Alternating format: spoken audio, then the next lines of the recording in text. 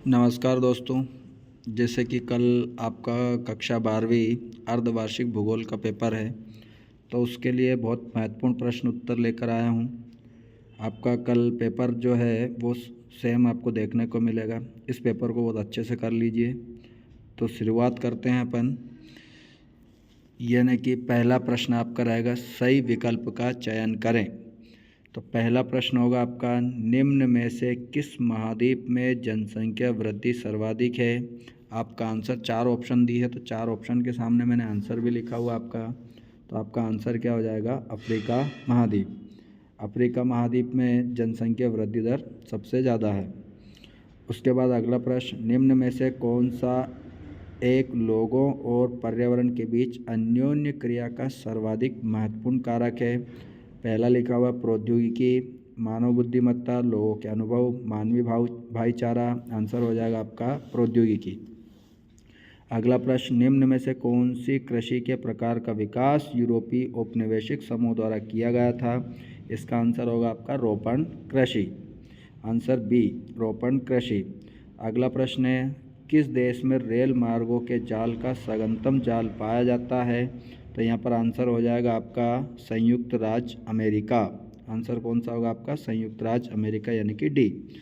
आधुनिक भारत में यानी वर्तमान भारत में हमारे संविधान के अनुसार कितनी भाषाएं अनुसूचित है। तो 22 भाषाएं। प्रश्न नंबर 6, प्रशासनिक नगर जो दिए हुए हैं आपको ऑप्शन, इनमें से बताना कौन सा प्रशासनिक नगर है। तो इसमें क्या हो जाएगा, नई दिल्ली। यानी प्रशासन के काम हमारे कहाँ से होते हैं, नई दिल्ली से। प्रश्न नंबर 7 है, भारत में सर्वाधिक जूट का उत्पादन किस राज्य में होता है। किस राज्य में होगा आपका, इसमें आंसर मिलेगा आपको पश्चिम बंगाल। यानी कि पश्चिम बंगाल के अंतर्गत सबसे ज़्यादा जूट का उत्पादन किया जाता है। प्रश्न नंबर 8 है, निम्न में से किस प्रदेश में निम्नलिखित प्रलिखित प्राचीन बस्तियां रही है। तो ये सारी सभ्यता हैं, जो 4 ऑप्शन दिए आपको, सारी सभ्यता है पूरे विश्व में। इसी प्रकार से वांगो की घाटी, सिंधु घाटी, नील घाटी, मेसोपोटामिया। तो यहाँ पर प्राचीन जो बस्तियाँ आपको देखने को मिलेगी वो किस में मिलेगी आपको, सिंधु घाटी में। अगला प्रश्न होगा, निम्न में महाद्वीपों में से किस एक में विश्व व्यापार का सर्वाधिक प्रवाह है। यानी विश्व में व्यापार सबसे ज़्यादा किस महाद्वीप के द्वारा किया जाता है। उत्तर अमेरिका महाद्वीप के द्वारा किया जाएगा। 10वां प्रश्न है, वे काम जिनमें उच्च परिमाण एवं स्तर वाले अन्वेषण सम्मिलित होते हैं वो क्या कहलाते हैं। तो उसका आंसर होगा आपका चतुर्थक क्रियाकलाप। अन्वेषण का मतलब होता है तकनीकी क्षेत्र, यानी कि जो नई नई टेक्नोलॉजी होती है उसके माध्यम से, यानी अंतरिक्ष में जो उपग्रह सेट किए जाते हैं, छोड़े जाते हैं, तो वो किसके अंतर्गत आएंगे, चतुर्थक क्रियाकलाप के अंतर्गत आएंगे।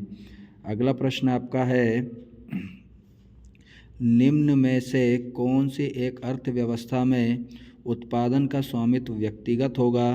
तो व्यक्तिगत का मतलब स्वयं का, तो पूंजीवाद में हो नहीं सकता, पूरे समाज में हो नहीं सकता, मिश्रित में हो नहीं सकता। निजी होता तो निजी आपका ऑप्शन हो जाता है, इसलिए इसमें आंसर कौन सा मिलेगा आपको, कोई नहीं। अगला प्रश्न होगा, निम्न में किस प्रकार की कृषि में, बहुत महत्वपूर्ण प्रश्न है ये आपके लिए, सुबह मिलेगा देखने को। निम्न में से किस प्रकार की कृषि में खट्टे रसदार फलों की कृषि की जाती है। तो आपका आंसर इसमें हो जाएगा भूमध्य सागरीय क्षेत्र। प्रश्न नंबर 13 हम देखेंगे, मानव विकास की अवधारणा निम्न में से किस विद्वान की देन है। तो आंसर होगा आपका महबूब उल हक। अगला प्रश्न है 14 नंबर, सोवियत संघ में सामूहिक कृषि को किस नाम से जाना जाता है। आपका आंसर होगा कोल खवोज। आंसर क्या हो जाएगा, कोल खवोज। इसी प्रकार से अगले प्रश्न की ओर हम बढ़ेंगे। 15 नंबर प्रश्न है, तो निम्न में से कौन सी एकल कृषि नहीं है। तो एकल कृषि कौन सी नहीं होगी, इसमें से मिश्रित कृषि, डेयरी कृषि, वाणिज्य अनाज कृषि, रोपण कृषि। आंसर क्या हो जाएगा आपका, मिश्रित कृषि। प्रश्न नंबर 16, रुको और जाओ निश्चयवाद संकल्पना का प्रतिपादन करने वाले वैज्ञानिक कौन थे। आपका आंसर हो जाएगा ग्रिफिथ टेलर। इसी प्रकार से 17 नंबर प्रश्न है, बिग इंच पाइपलाइन के द्वारा प्रवाहित किया जाता है। तो आंसर क्या हो जाएगा, तरल पेट्रोलियम गैस। और तरल पेट्रोलियम गैस यानी कि लिक्विफाइड पेट्रोलियम गैस, उसको शॉर्ट में क्या लिखेंगे अपन, LPG। क्या लिखा जाएगा, LPG। इसी प्रकार से अगला प्रश्न 18, भारत में किस वर्ष पहले रेडियो कार्यक्रम प्रसारित हुआ था। आंसर होगा 1923 में। 19 नंबर प्रश्न है, सोवियत संघ में सामूहिक कृषि को क्या कहा जाता है, कोल खवोज कहा जाएगा। 20 नंबर प्रश्न, निम्न में से किस राज्य में प्रमुख तेल क्षेत्र स्थित है? तो हमारे असम में। आगरा किस नदी के किनारे बसा हुआ है? तो यमुना नदी के किनारे बसा हुआ है। ग्रामीण बस्तियों की प्रमुख विशेषता क्या होती है? ग्रामीण बस्तियों में छोटी बस्तियाँ होती है, कृषि से जुड़े हुए प्राथमिक क्रियाकलाप होते हैं, कम गतिशीलता होती है, यानी कि आंसर क्या हो जाएगा आपका? सभी। इसी प्रकार से हम रिक्त स्थान की तरफ चलेंगे। तो रिक्त स्थान आपका दिया हुआ है, पहला, वृद्ध जनसंख्या से आयु वाली होती है, यानी वृद्ध जनसंख्या किस वर्ष के लोगों को माना जाएगा? तो 60 वर्ष होगा। गंगा के मैदान में अधिकांश गांव किस प्रकार से बसे रहते हैं, यानी उनकी बस्तियां किस प्रकार से होगी? तो रेखी, यानी एक रेखा में होगी। चाय सर्वाधिक किस राज्य में उत्पादित की जाती है? तो असम। दूसरा है, भारत में चीनी का दूसरा उत्पादक राज्य कौन सा है? महाराष्ट्र। पहला आप लोगों से पूछ लिया जाए तो क्या आंसर आ जाएगा? यूपी।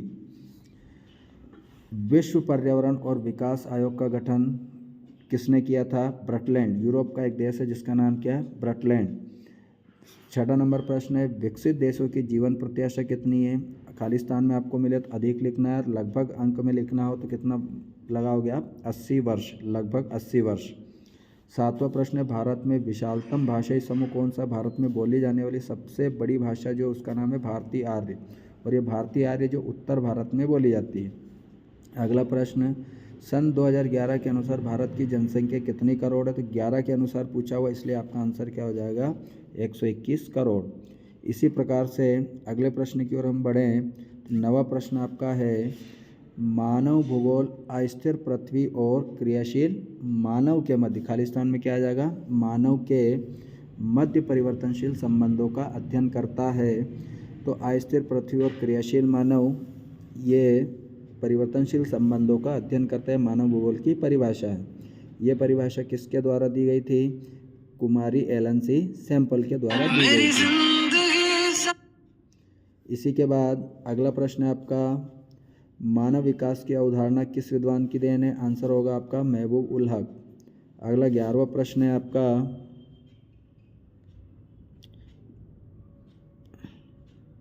11वां प्रश्न की ओर चलेंगे, फूलों की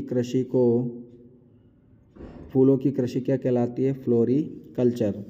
अगला प्रश्न होगा आपका 12वां, सहकारी कृषि का सफल परीक्षण किस देश में किया गया था? आंसर हो जाएगा आपका डेनमार्क। 1970 के दशक में मानवतावादी, अमूलवादी और खालिस्तान विचारधारा का उदय हुआ, तो इसका आंसर होगा आपका व्यवहारवादी। 1970 के दशक में, याद रखना। 14 नंबर प्रश्न है, चैनल टनल किसको जोड़ता है? तो पेरिस को लंदन से जोड़ेगा। 15 नंबर प्रश्न, 2011 की जनगणना के अनुसार भारत में कम जनसंख्या घनत्व किसका है? किस राज्य का? आंध्र प्रदेश का। यानी कि आंध्र प्रदेश में 17 व्यक्ति प्रति वर्ग किलोमीटर में निवास करते हैं। इसी प्रकार से 16 नंबर प्रश्न, नैनीताल भारत का किस प्रकार का नगर है? तो आंसर आएगा आपका पर्यटन नगर। भारत की प्रमुख पेय फसलें कौन सी है? कॉफ़ी एवं चाय। भारत की प्रमुख फसलें कौन सी है? कॉफ़ी एवं चाय हो जाएगी। और आप लोगों से पूछ लिया जाए कहवा का उत्पादन सबसे ज़्यादा कहाँ होता है, तो आप किसका कौन सा आंसर बताओगे? कर्नाटक। कौन सा बताओगे? कर्नाटक। इसी प्रकार से अगला प्रश्न है आपका 18 नंबर प्रश्न। तो 18 नंबर प्रश्न में हम देखेंगे, भरमौर जनजाति क्षेत्र में जनजाति समूह का आवास है। तो भरमौर जनजाति कहाँ पाई जाती है? उत्तराखंड। कहाँ पाई जाएगी? उत्तराखंड, यानी कि यूके राज्य में पाई जाती है। उस जनजाति का नाम क्या आपका? गद्दी जनजाति। इसी प्रकार से सही जोड़ी मिलाइए। तो सही जोड़ी में आपको देखना है, आंसर मैंने सामने लिखा हुआ है। भौगोलिक सूचना स्रोत में क्या मिलेगा आपको? यात्रियों का विवरण। यात्रियों के आने जाने की वजह से पूरी भौगोलिक सूचना हमें मिल जाती है। विकसित देश में क्या होता है? मृत्यु दर कम होती है, क्योंकि स्वास्थ्य सुविधाएं उपलब्ध होने की वजह से वहाँ की मृत्यु दर क्या हो जाएगी? कम हो जाएगी। अगला प्रश्न है, कृषि कौन से क्षेत्र में आती है? प्राथमिक क्षेत्र में, यानी प्राथमिक क्रिया है। अंतर्राष्ट्रीय संचार, कृत्रिम उपग्रह। अंतर्राष्ट्रीय संचार यानी अंतरिक्ष में जो भी उपग्रह भेजे जाते हैं उनको क्या कहा जाता है? कृत्रिम उपग्रह, क्योंकि मानव के द्वारा बनाए गए, इसलिए क्या कहेंगे अपन? कृत्रिम उपग्रह। 5वां प्रश्न है आपका, आर्थिक विकास। श्रम संगठन। श्रम संगठन है, श्रम के माध्यम से हमारा आर्थिक विकास या देश का विकास हो सकता है। कहवा को किस प्रकार की फसल है आपकी? रोपण फसल है। इसी प्रकार से भारत की प्रथम संपूर्ण जनगणना कब हुई थी? 1881 में। किसके काल में हुई थी? लॉर्ड रिपन के काल में। संपूर्ण जनगणना जो हुई थी किसके काल में हुई थी? लॉर्ड रिपन के काल में हुई थी। अगला प्रश्न है 8वां, भारत का जनसंख्या घनत्व कितना है? तो 382 व्यक्ति प्रति वर्ग किलोमीटर में निवास करता है। खनन, भारत का खनन नगर किसे कहा जाता है? झारिया। ये झारिया किस राज्य का? झारखंड। किस राज्य में आता है ये? झारखंड। झारखंड, इसका झारिया बोकारो भी आप बोल सकते हो। तो झारिया नगर है, उसमें ही सबसे ज़्यादा खनन किया जाता है। तो खनन नगर के नाम से कौन प्रसिद्ध है आपका? झारिया बोकारो, या झारिया भी आप उसे बोल सकते हो। अगला प्रश्न है सांस्कृतिक नगर, भारत का सांस्कृतिक नगर किसे कहा जाएगा? वाराणसी। वाराणसी कहाँ पर है? यूपी में, गंगा नदी के किनारे है। इसके बाद सर्वाधिक कपास का उत्पादन कहाँ होता है? महाराष्ट्र में होगा। ये मैप में भी आ सकता है आप लोगों को सुबह। अगला प्रश्न, सर्वाधिक ग्रामीण जनसंख्या कहाँ पाई जाती है? किस राज्य में? तो बिहार में। भारत में सबसे कम बोली जाने वाली भाषा कौन सी है? चीनी तिब्बती। चीनी तिब्बती क्षेत्र जो उत्तर भारत का क्षेत्र है उसमें चीनी तिब्बती भाषा बोली, सबसे कम भाषा बोली जाती है। सुएज नहर का निर्माण कब हुआ था? 1869 में हुआ था। वस्त्र निर्माण किस क्रियाकलाप का भाग है? तो द्वितीयक क्रियाकलाप। वस्त्र निर्माण यानी उद्योग व्यवसाय द्वितीयक क्रियाकलाप का भाग है। इसी प्रकार से आप लोगों का सत्य असत्य वाला सत्य असत्य है। तो सत्य असत्य में आप देखेंगे, पहला प्रश्न आपको है ग्रिफिथ टेलर नवनिश्चयवाद विचारधारा के जनक माने जाते, बिल्कुल सत्य होगा। उच्च जन्म दर होने पर लिंगानुपात बढ़ता है, यानी कि सही बात है। जब जन्म दर ज़्यादा हो जाएगी तो लिंगानुपात भी बढ़ेगा। गांव संस्कृति का आधार माना जाता है, बिल्कुल सत्य बात है। खनिज संसाधनों का संरक्षण आवश्यक नहीं है, यानी जो हमारे ज़मीन से प्राप्त होने वाले संसाधन होते हैं उनका संरक्षण, उनको बचाव, उनको सुरक्षित नहीं रखा जा सकता है, बिल्कुल रख सकते हैं। ये क्या बोल रहा है? नहीं है। तो ये क्या हो गया? असत्य हो गया। इसी प्रकार से गेहूं की कृषि में मानव श्रम अधिक लगता है, बिल्कुल सही है। जब गेहूं की फसल लगाई जाती है तो उसमें मानव के द्वारा काम बहुत ज़्यादा किया जाता है। स्त्रियों का प्रवास अधिक नहीं होता, ये असत्य बोला है, क्योंकि स्त्रियाँ यानी कि महिलाएं भी तो जॉब के लिए, अपने रोजगार के लिए अपने जन्म स्थान से शहरों की ओर बढ़ती है, इसीलिए स्त्रियों का प्रवास भी होता है। तो ये बोल रहा है नहीं होता, इसलिए क्या हो जाएगा? असत्य। इसी प्रकार 7वां प्रश्न है सूखा संभावित क्षेत्र विकास कार्यक्रम की शुरुआत 6वीं पंचवर्षीय योजना में हुई थी? तो नहीं हुई थी। 6वीं पंचवर्षीय योजना में इसकी शुरुआत नहीं हुई थी। अगला प्रश्न आपका है गन्ना खाद्यान्न फसल है, गन्ना खाद्यान्न फसल है, गन्ना खाद्यान्न फसल नहीं है। गन्ना किस प्रकार की फसल है? व्यापारिक फसल है और रोपण फसल के अंतर्गत आती है, इसलिए क्या हो जाएगा? ये असत्य। जल अचक्रीय संसाधन नहीं। जल कौन सा, किस प्रकार का संसाधन? चक्रीय संसाधन, यानी ऋतुओं के परिवर्तन के कारण ही वर्षा होती है, जिसके माध्यम से हमें जल प्राप्त होता है, इसलिए जल कैसा? चक्रीय संसाधन है। अगला प्रश्न है 10वां, अभ्रक को भूरा कोयला कहा जाता है? नहीं। किसको कहा जाता है? भूरा हीरा लेकिन कोयला को कहा जाता है। किसको कहा जाएगा? कोयला को कहा जाएगा। अगला 11वां नंबर प्रश्न है मुंबई भारत का सबसे बड़ा प्राकृतिक पत्तन यानी बंदरगाह, बिल्कुल सही बात है। 12वां नंबर प्रश्न है कोलकाता बंदरगाह कृष्णा नदी पर है? नहीं। कोलकाता बंदरगाह कौन सा नदी पर है? गंगा, और गंगा के साथ में कौन सी नदी मिलती है? हुगली नदी। अगला प्रश्न है 13वां नंबर प्रश्न विश्व की 90% जनसंख्या स्थल भाग यानी जो हमारी ज़मीन है उसके 10% भाग में निवास करती है, बिल्कुल सत्य है ये। अगला 14 नंबर प्रश्न मानव आकेट का प्राचीनतम क्रियाकलाप है, यानी मानव सबसे पहले क्या करता था? अपनी खेती वगैरह शिकार करता था अपना जीवन यापन करने के लिए, तो शिकार और कृषि करता था। तो आकेट का मतलब क्या हो जाएगा आपका? कृषि और शिकार। तो आकेट मानव का प्राचीनतम क्रियाकलाप है, बिल्कुल सत्य होगा। इसी प्रकार से 15 नंबर प्रश्न पनामा नहर पूर्व में अटलांटिक, मैं बता देता हूँ आपको, थोड़ा समझ लीजिएगा। पनामा नहर पूर्व में यानी कि यहाँ पर कौन सा महासागर है? अटलांटिक महासागर है। और ये कौन सा आपका? प्रशांत महासागर। यह उत्तर अमेरिका महाद्वीप, यह दक्षिण अमेरिका महाद्वीप, इन दोनों के बीच में पनामा नहर है। यानी प्रशांत महासागर ये पश्चिम में और उत्तर में किसको जोड़ता है? अटलांटिक महासागर को जोड़ती है। तो इसी प्रकार से पनामा नहर पूर्व में अटलांटिक महासागर को, पश्चिम में प्रशांत महासागर से जोड़ती है। नहीं जोड़ती है, इसमें क्या लिखा हो? नहीं जोड़ती है, तो ये क्या हो जाएगा? असत्य। अगर नहीं होता तो ये क्या हो जाता? सत्य होता है। अगला प्रश्न 16 नंबर लिखा हुआ आपका भारत की प्रमुख खाद्यान्न फसल है चावल है, तो भारत की प्रमुख खाद्यान्न फसल कौन सी है? गेहूँ है। और ये क्या बोल रहे हैं? चावल है। तो इसी प्रकार से क्या हो जाएगा? असत्य होगा। 17 नंबर प्रश्न आपको दिया हुआ है, तो 17 नंबर प्रश्न में आपको मिलेगा भारत में परमाणु ऊर्जा आयोग की स्थापना कब की गई थी? 1948। तो भारत में परमाणु ऊर्जा आयोग की स्थापना कब हो जाएगी? 1948। इसी प्रकार से अगला, भारत के पास द्वीपों सहित लगभग 2517 किलोमीटर लंबा व्यापक समुद्री तट है। तो ये बात क्या हो जाएगी? सत्य हो जाएगी। अब आपके एक नंबर वाले प्रश्न उत्तर की शुरुआत हो रही है। जनसंख्या वृद्धि का सबसे खराब परिणाम क्या है? तो जनसंख्या वृद्धि हो जाएगी तो हमारा आर्थिक विकास रुक जाएगा और भुखमरी बहुत ज़्यादा फैल जाएगी। इसी प्रकार से भोपाल मध्य प्रदेश का किस प्रकार का नगर है? प्रशासनिक नगर। तो मध्य प्रदेश की राजधानी क्या है? भोपाल।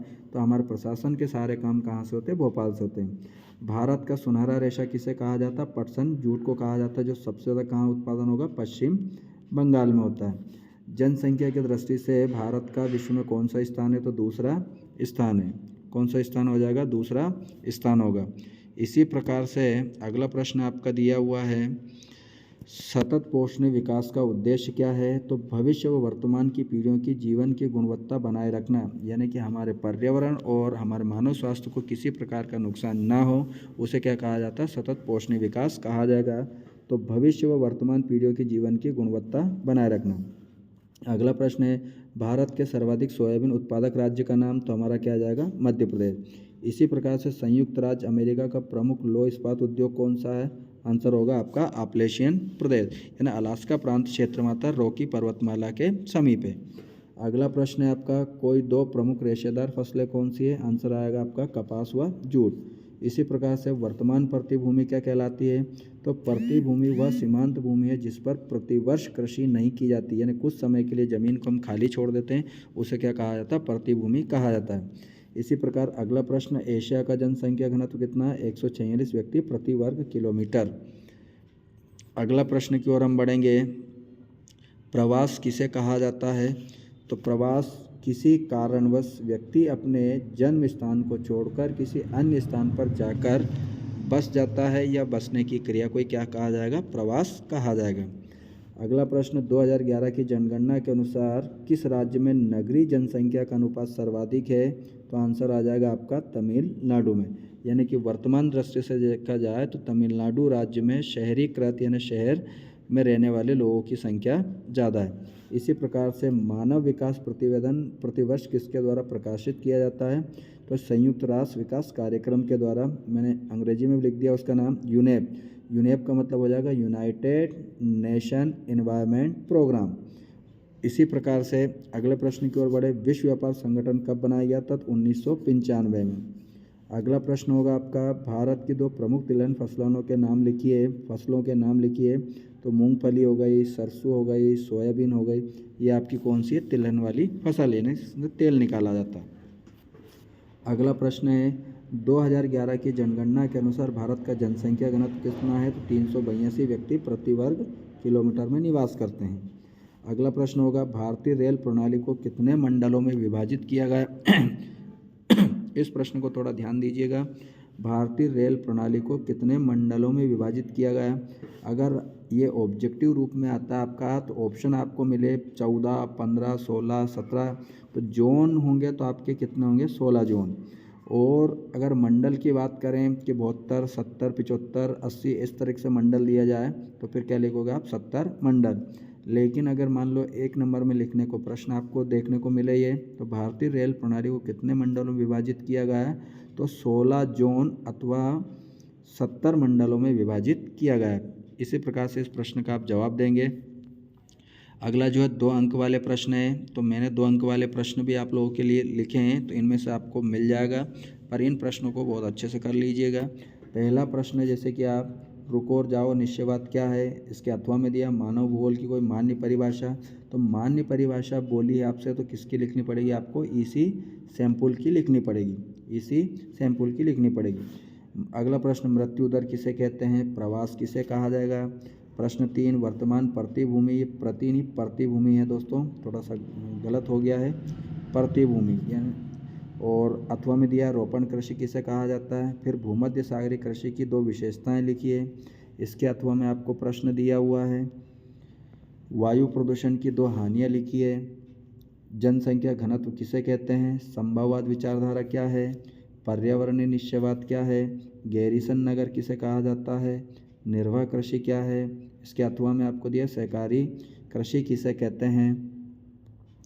इसी प्रकार से प्रश्न नंबर 6, तो नवनिश्चयवाद विचारधारा क्या है, मानव बस्ती किसे कहा जाता है, शिक्षा नगर किसे कहा जाएगा, प्रदूषण कितने प्रकार के होते हैं, अंतर्राष्ट्रीय व्यापार क्या होता है, नवनिश्चयवाद विचारधारा क्या है।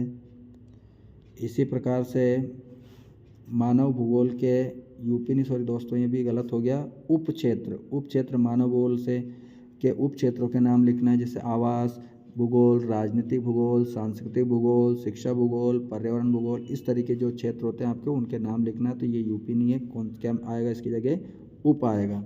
इसी प्रकार से 3 अंक वाले प्रश्न दिए 3 नंबर में, स्वच्छ भारत मिशन के कोई 3 उद्देश्य लिखना है। इसके अथवा में आपको प्रश्न मिलेगा ग्रामीण व नगरीय जनसंख्या में अंतर। फिर अगला प्रश्न अथवा में दिया मैंने भारतीय कृषि की 3 समस्याएं लिखी है, क्योंकि हमारी भारतीय कृषि किस पर आधारित है, मानसून पर आधारित है। अगर मानसून नहीं होगा, बारिश नहीं होगी तो हमारी कृषि भी नहीं हो पाएगी। इसी प्रकार से आपको समस्या लिखनी पड़ेगी। अगला प्रश्न जो आपको दिया हुआ है, इंदिरा गांधी नहर क्षेत्र में सतत पोषणीय विकास को बढ़ावा देने के 3 उपाय लिखिए। अथवा में दिया है मिश्रित कृषि की कोई 3 विशेषताएं। फिर अथवा में दिया है भारत की जनसंख्या की 3 विशेषताएं। फिर प्रश्न नंबर 3, विश्व में जनसंख्या के वितरण एवं घनत्व को प्रभावित करने वाले किन्हीं भौगोलिक कारकों का वर्णन करो। इसके अथवा में भारत की राष्ट्रीय युवा नीति की विशेषताएं लिखिए। चौथा नंबर प्रश्न दिया है नवनिश्चयवाद विचारधारा को समझाइए। इसके अथवा में दिया संभववाद विचारधारा क्या है। इसी प्रकार से 4 अंक वाले प्रश्न दिए हैं। तो अंतर्राष्ट्रीय पत्तनों यानी बंदरगाह, तो अंतर्राष्ट्रीय पत्तन बंदरगाह के माध्यम से जो व्यापार किया जाता है विश्व के सभी देशों के, तो उनकी विशेषताएं हमें लिखनी है। इसके अथवा में दिया ऊर्जा के परंपरागत एवं अपरंपरागत स्रोतों में अंतर लिखिए।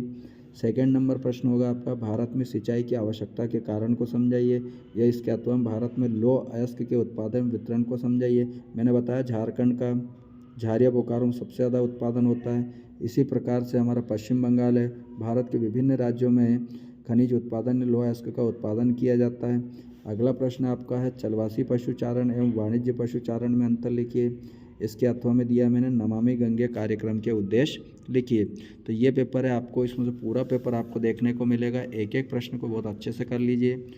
दूसरा, आपके सपोर्ट की बहुत आवश्यकता है, तो चैनल को अपने दोस्तों को शेयर भी कीजिए और सब्सक्राइब भी कर लीजिए, ताकि वार्षिक एग्ज़ाम के पहले आपको इस तरीके के पेपर मैं बना के आप लोगों को दे दूंगा, जिससे आपका पेपर वार्षिक पेपर बहुत आसान हो जाएगा, यानी कि पूरे नंबर आप ला सकते हो। ये तो अर्धवार्षिक है। वार्षिक के लिए आपको 3 सेट बना के दिए जाएंगे। उन 3 सेट को आप अच्छे से कर लीजिएगा, आपका पूरा पेपर अच्छे से बन जाएगा। बेस्ट ऑफ लक दोस्तों सुबह के एग्ज़ाम के लिए।